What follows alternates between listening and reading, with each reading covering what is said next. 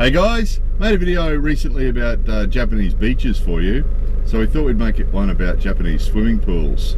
So unfortunately we can't show you video of Japanese swimming pools because it would just be too sensitive. There's no way in the world I'm going to be walking into a Japanese public swimming pool with a camera, and I would highly recommend nobody else does either. Would be a bad mistake. Yeah, they'd ask you to leave for sure. But I'll just describe it to you. The actual physical place itself, the swimming pool itself, isn't really that much different from swimming pools that you'll see other places around the world anyway, so it's not really much different. What is different is the procedure.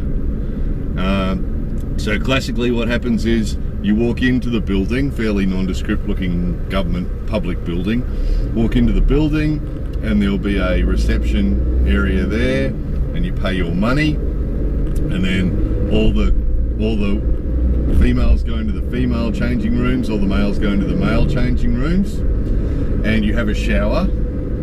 And already I could hear people going, but what if I've already had one? But what if I don't need one? But stop it. This is what you do. There's no but. You go into the changing rooms, girls go in the girls' changing room, guys go into the guys' changing rooms, and you have a shower.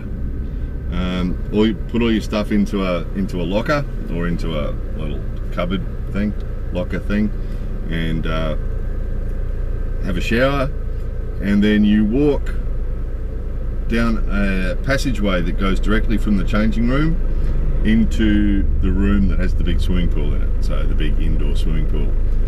And as you walk down that corridor, there are jets in the walls, and they hose you down. As you walk down the hallway, it hoses you down. So whatever you have on you is going to get a bit wet.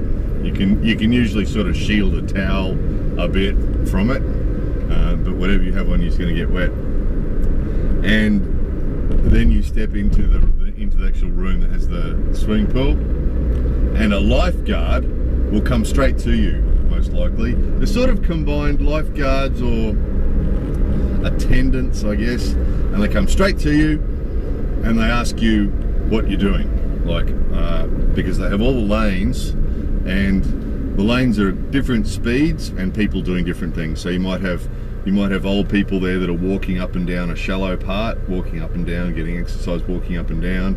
You might have some people that are very competent swimmers swimming up and down very fast.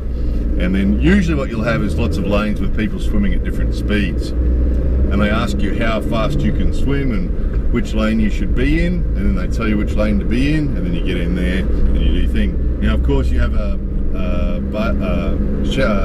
swimming cap on, because the rule is you must wear a swimming cap, and then you get into the lane and you go up and down at the same pace as everybody else in that lane. If you don't go at the same pace as everybody in that lane, they'll blow whistles and talk to you through the megaphone and say move over into the other lane, and they'll put you in a lane that is the same speed as what you're going at, so that you're not going faster or slower than anybody else. And then it depends on the pool. Most pools every hour they blow whistles. Sometimes it's 30 minutes. They blow whistles and everybody has to get out and have a break. Everybody. So everybody gets out. And actually they do this sometimes. I've been to water parks where they do this as well. So you're floating around in a water park somewhere, you know, the one I'm thinking of is the one I showed you guys, the water park I showed you guys, and there's like a river that goes through it. It's not really, it's a pool, but it flows like a river, and it flows through and flows around, and we're in there floating around in that, and suddenly all the lifeguards are blowing whistles, and everybody has to get out and sit on the side, and they time 5 minutes or 10 minutes or something, and then they blow the whistles again, everybody gets back in. And it's supposed to be for safety. It's so that stop people drowning somehow from exhaustion or cramps, or I have no idea why, but they do it, and that's what they do at the public pools as well. They blow the whistle and everybody gets out. Now this is 99% of public swimming pools, 99.9% of public swimming pools. I've seen one that was outside that was a little bit more relaxed, that had sort of relaxation areas around where parents could sit back and watch their kids, and had a kids pool next to the adult pool where the kids could just sort of float around and splash around like normal kids do at normal swimming pools elsewhere in the world. But 99.9% of council city swimming pools in Japan are exactly like this. And you know, wherever you are, small town somewhere, or Tokyo, if you go to a swimming pool, this is what it'll be like. So you go and you give them the money, they check, make sure you've got your swimming cap, and then you go in there and you swim up and down. You have your shower, walk up the hall, hosed again, walking up the hall, and then you swim up and down, stopping once an hour to sit on the side for 10 minutes, or get out. You actually have to get out, get away from the pool for 10 minutes, and then when you've finished swimming up and down, then you go back up the hallway again, get hosed again as you're going back up the hallway, and put your clothes back on and you can leave. So for people that are used to, people that come from a country where, you know, like Australia, you walk into a public swimming pool with, you know, banana chair,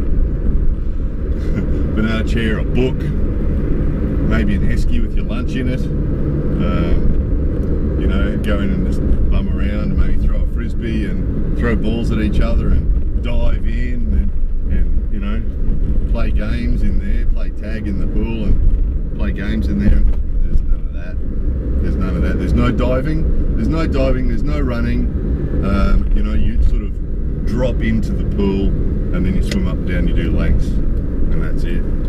So yeah, it's a bit of a shock for most people that haven't experienced that style before. When you first go to a Japanese swimming pool, it is a bit of a shock. And because you can't see this, because they're usually very sort of, they're built for privacy. And again, this is why you can't take a camera in there. They're built for privacy, so you can't see this happening until you're actually in it. So you can't stand outside a public pool and watch this happening and think, oh, that's interesting, because they're always built with walls and things around them so that you can't see what's going on in there. It's for the privacy of the people in there. So the first time you actually get to see what's happening in the public swimming pool is when you're actually in it, and they're telling you, take a shower. Take a shower now, bring your towel and walk down this hallway. And you walk down the hallway and it sprays you, and the probably the biggest shock is when you actually go into that room where the pool is, and the attendants come to you straight away and try to find out what your story is, what you want to do, what are you doing here, what do you want to do here? Well, I was just hoping to lie around on a lie-low and float around and read a book. No, you know, I want to do breaststroke, and I'm a moderate speed person, you know, or whatever it is that you're there for. So it's pretty regimented. If you're into swimming up and down in a swimming pool, then you'll be quite comfortable. If you just want to clown around and jump in and out and have fun, if you want to have fun, if you actually want to have fun, you're better off going to the ocean somewhere. It's a better bet. Go to the ocean somewhere, and then you can relax and do your own thing. That's usually better. It's easier. So anyway, public swimming pool. Enter at your own peril. Oh, it's not that bad. Yes, it is. More videos coming soon.